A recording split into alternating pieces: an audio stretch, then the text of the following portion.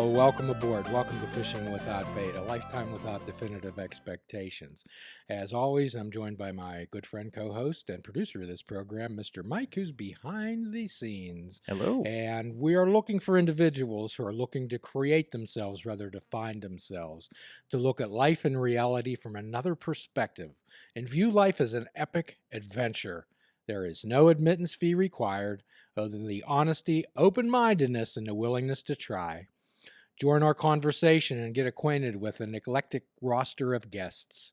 Expect the unexpected and get an assist into exploding into your life with full impact mindfulness.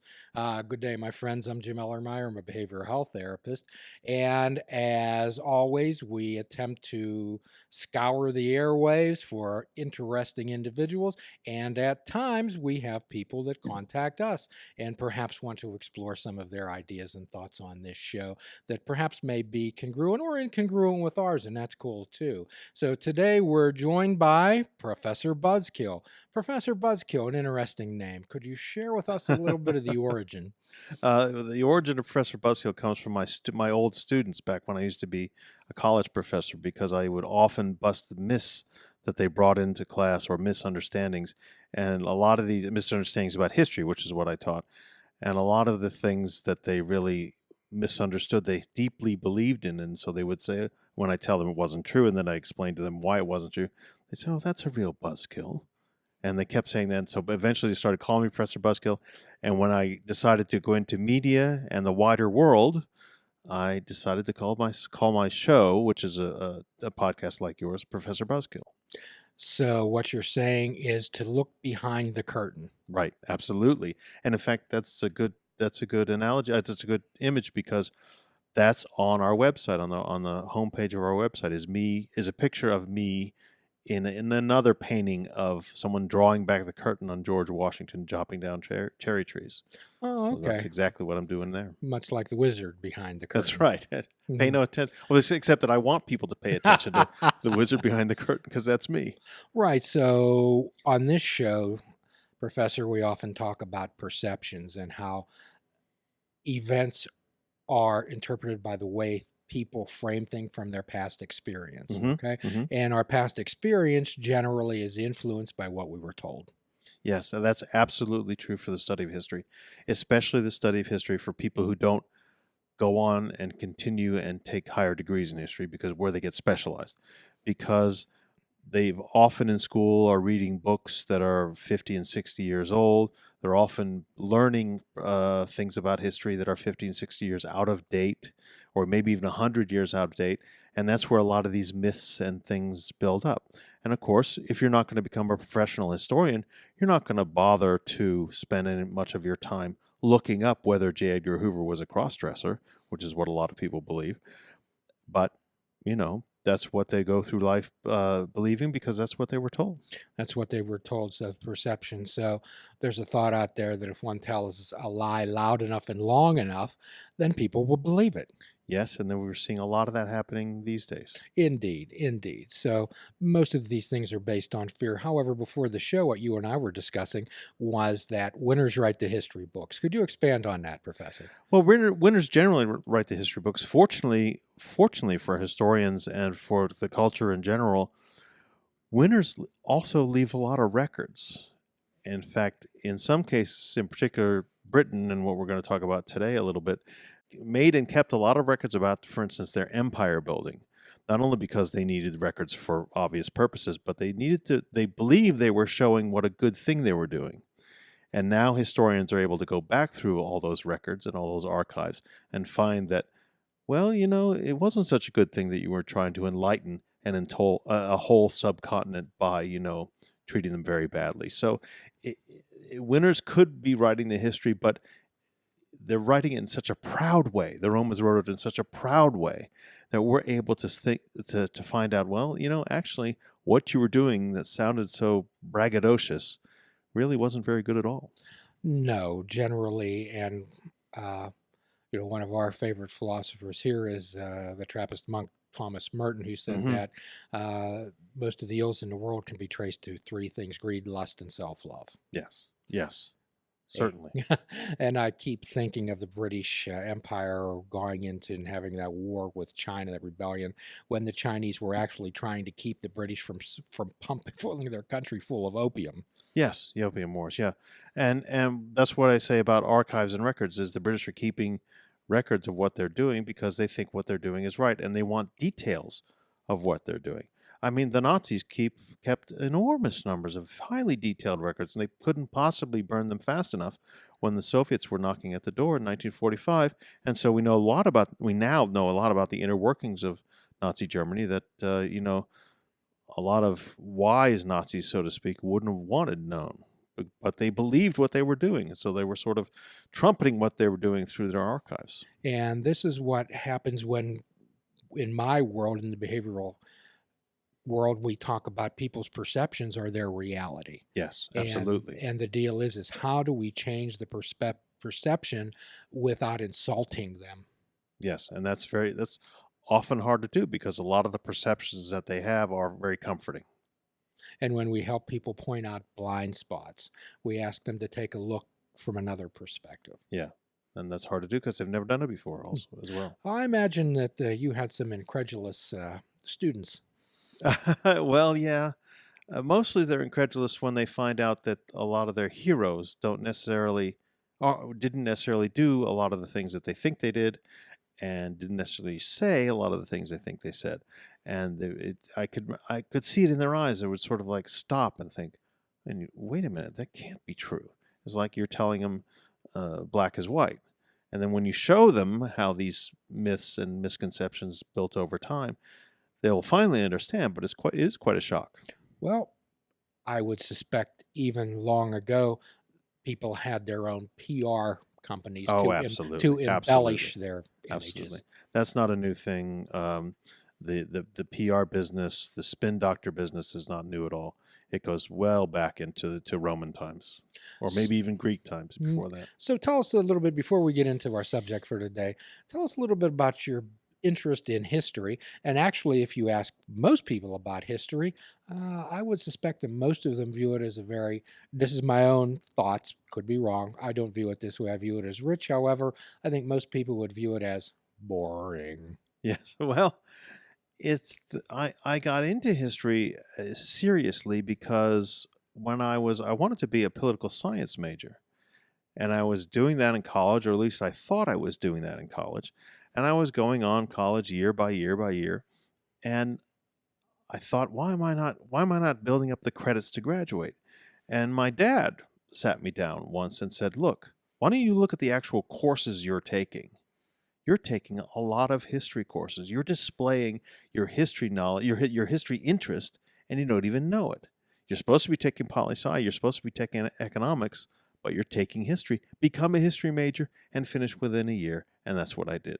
And then was so interested in it, I wanted to go on to graduate school and did that. So you had the willingness to try. I had the willingness to try, but it was also, as we're going to talk about today, staring me in the face. It was just the details. I had twice as many history credits as I had poli-sci credits, so it would be crazy to continue to try to be a poli-sci major. So, and again, things were right in front of you. Yeah. So you had to actually have somebody wake you up. Exactly. And that was your father in this I case. was, yes, and I was sleepwalking through poli-sci, and he said, look, you're crazy. Just become a history major. Not only is it a good subject, you'll finish college on time. And he pointed out a blind spot to you. Yeah, and I was completely blind. And of course, once I looked at it, he was right. He was saying you're almost done with the major in the requirements. Finish it off. Yes, and quite often what I'll do is there's a awareness test on YouTube that involves a moonwalking bear. So perhaps you can watch that sometime, and it's excellent. Okay.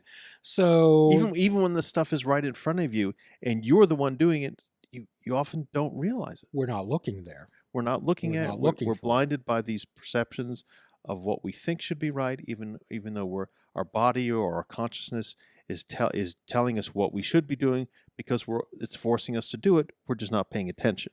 Well, and quite often on this show, what we do is differentiate between an expert's mind and a beginner's mind. Yeah, that's right. So we use the analogy of a expert's mind as you've seen a horse race. Yeah. It was run on Saturday, Yeah. the Kentucky Derby. Okay. So these are big, magnificent animals. They can do one thing and they can do it very well. Yeah. However, what do they have on over their eyes, Professor? Blinders. Yeah, that's correct. So most Blinders. people go through life looking for one specific thing. Okay. They have a goal either put on themselves by expectations of other people or Mhm. expectations of themselves. So they don't see many things that are around them. No. All right. So have you ever been around a 3 or a 4-year-old child, and Yeah. when they look at Yeah. something, Yeah. that innocence and that joy Yeah. of being there, and they're seeing everything. Yeah. Everything. Because they're seeing partly because they're seeing it for the first time. That's a beginner's mind. And there's no reason why we can't walk through our day as if it were the first time we saw anything. Yeah. Often we need help, like as you say, like in the case of my dad. Yes. So, and again, we talk about buzzkills. We often talk about buzzwords on this show. But Mm. people have different buzzwords. We've alluded to this many times. The rappers today say woke. Okay. Yes, people are woke. And Yeah. many years ago, they asked the Buddha, his people, the disciples asked him, "What are you? Are you a spirit? Are you a god? Are you a saint? Are you a devil? What are you?" And his reply was, "I'm awake." Yeah. So there's no difference. An ancient Awake, concept. woke. Right. Yes, and the Buddha didn't make that up either. No, he didn't make it up. He didn't discover it. And he's not getting the royalties from the rappers' music either. However, with this individualistic, egotistical, self-will driven concept that we pound into people's head today, anything that comes up that's new and works new for us, we believe we invented it. That's right. Right. It could be centuries old, as you say. It could be as old as the Buddha, or maybe even older than that. I was walking through a store the other day, and there was this magazine, and the title of it was "The New Mindfulness." Mm-hmm. Okay. Yeah, there should be one, the ancient mindfulness. So the idea is what your dad literally stood beside you and screamed, "Wake up. Wake up. Yeah. No, and it changed my life. It really focused my life. Open your eyes." Opened my eyes, focused my life, and really got me going. I was sort of, if you will, farting around. I don't know if Mike, if this is a PG show or if that counts, but it's necessary. So what we help people do, and this is the concept of the full impact mindfulness, is we help people explode into their lives. Right. Okay.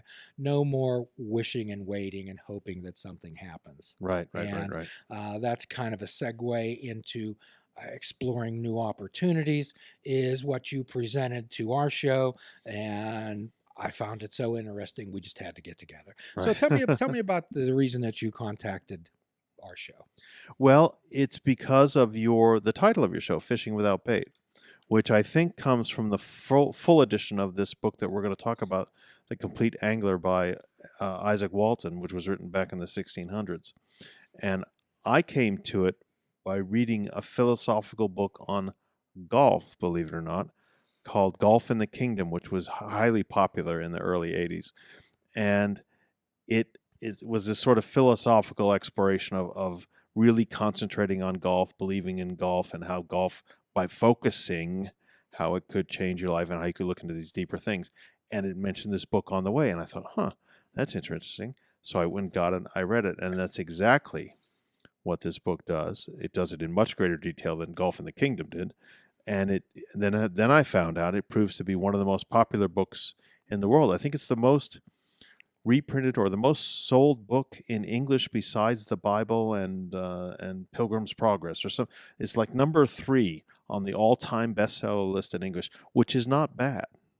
Now imagine that if that was the final question on Jeopardy. Right. Yeah, what's number 3? I don't think people would get it, and they certainly wouldn't believe that it's this philosophical treatise about fishing. Quite often, Professor, when on Twitter I get some followers that have angling shops. Fishing shops, tour guides, whatever, because they believe that that's what this show is about. Right. It's about fishing. However, the Fishing Without Bait is a concept that Mike and I developed many years ago when we're helping people to avoid dealing with unrealistic expectations, to Yes. keep your eyes wide open and deal with what's right in front of you. Right. Right. Right. Right. Right. So tell us a little bit more about what happened after you started to read this book, and then we'll dive into it. Well, when I was young and read this book, the first thing that struck me was this is the most detailed book about fishing. I just can't imagine anything more detailed than how he explains going into different fish, different types of rivers, different types of bait, different types of rods and hooks and all that sort of stuff, and how it could possibly be something that was also philosophical. But the more I read it, the more I got into it, the more I realized he was telling us this is how you start to lead a contemplative life. This is how you start thinking about how the details help bring out the wonder of the natural world. And and it took, I think, the second or third reading before I really, really got it. And then, of course, I went off and did other things, and I didn't forget about it, but I came back to it recently because I saw the title of your show, and I thought that this book would be perfect to talk about on the show. And because the more I read it, the more often I read it, I should say that, the more it really calms me down and settles me down and helps me become more woke at the same time.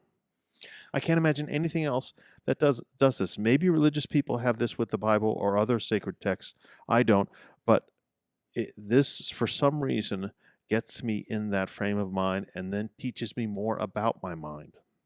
Well, and again, like you and I discussed earlier, everyone places things in order of their own frame of reference. Right. Okay. My frame of reference happens to be the 12-step recovery world, Mm-hmm. which of course would be the big book and the teachings of the Buddha and the Quaker faith. Right. So, in one line in the big book of Alcoholics Anonymous, which I happen to follow, Bill Wilson says in the book that the best ideas are simple ones. Right. Okay. And right off, chapter 1, in here, he talks about good company makes the way seem shorter. Yes. Seems obvious, doesn't it? Yes. But how many people actually place these simple ideas into action and effort in their life, Professor? Well, almost nobody, but think of it. Good company, my dad, made the way shorter for me. Because he said, "Look what you're doing. You're traveling down a history path. You talk about political science, but you really are a historian in training. Follow that path." Or he didn't say follow. He said maybe you should follow that path. And boom, the realization hit me. And you and I talked about there's 3 essentials to recovery, and you and I discussed that everybody's in recovery from something. Yes. Right. Be, Right. be in recovery of something. Be for recovery from being afraid of bunny rabbits. Okay, I'm so terrified of bunny rabbit. Why is that a joke? I don't know. I don't know. so there's 3 essentials, Professor, and that's honesty, open-mindedness, and the willingness to try. And the Right. most important of those is honesty. So what Piscator says in this book, who is the writer of the book, I will be as free and open-hearted as discretion will warrant me to be with a stranger. Mm-hmm. And to which Viator replies, I have confidence that you speak the truth. Yes. So right off, they lay the foundation of honesty. Yeah. We should probably tell the listeners and the viewers that this book is written in the 1600s, in the middle 1600s, is written as a dialogue between 2, and depending on what edition you get, sometimes 3 people, Piscator being a fisherman, Viator or Venator being a hunter, and Auceps being a falconer, who's not in your edition but is in mine. And it goes back and forth, and that was a very common construction back in those days. But Piscator is definitely the teacher in this book, and Viator in your book and Venator in my book is my edition is not only learning but eventually becomes a fellow master. And I thought it interesting that right in the beginning of the book, they talk about otters. Yes. And I found that significant. With the way I looked at that is when we look at things in a 4-step inventory. We make a searching, fearless moral inventory of ourselves. And what we attempt to do is identify the character defects and weaknesses that we have that are preventing us from moving ahead, okay, in our lives. And I took this as saying that the otters are much like character defects and weaknesses that we want to root out of our life. Please check out our website at fishingwithoutbait.com, where you can listen to the show, comment on our discussions, and find out where you can subscribe to our podcast. If you're interested in flying the colors of Fishing Without Bait, click the shop icon on our website. We have clothing, mugs, cell phone cases, and so much more. Show the world that you fish without bait. This show is a member of the Sorgatron Media Podcast Network. Find out more at sorgatronmedia.com.